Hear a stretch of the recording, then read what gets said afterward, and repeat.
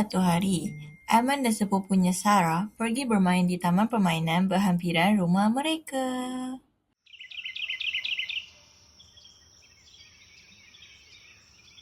Seronoknya main di taman ini, Aiman. Ya, best sangat. Lepas ni kita pergi beli aiskrim nak? Ya, boleh Aiman, jom. Selepas penat bermain, Aiman membeli aiskrim di kedai berhampiran, kemudian dia membuang pembalut aiskrim itu di atas tanah, lalu menikmatinya. Sedapnya aiskrim ni. Malaslah nak cari tong sampah. Buang kat sini je lah.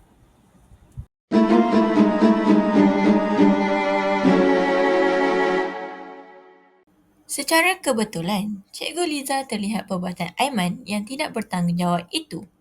Aiman, kenapa kamu buang sampah di tanah? Itu perbuatan yang tidak baik.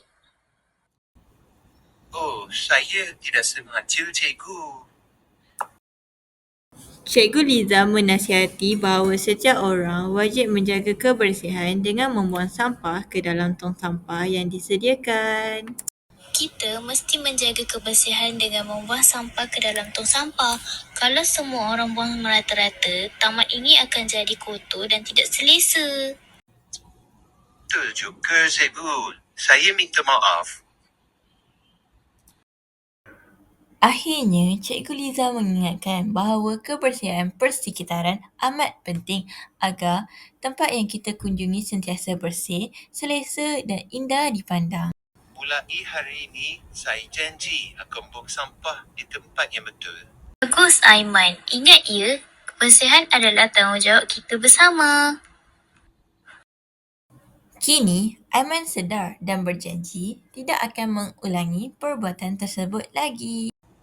Saya akan jaga kebersihan. Kalau semua orang buat begitu, taman kita akan sentiasa bersih dan cantik. Betul tu Aiman, kita perlu menjaga alam sekitar bersama-sama agar persekitaran kita sentiasa bersih.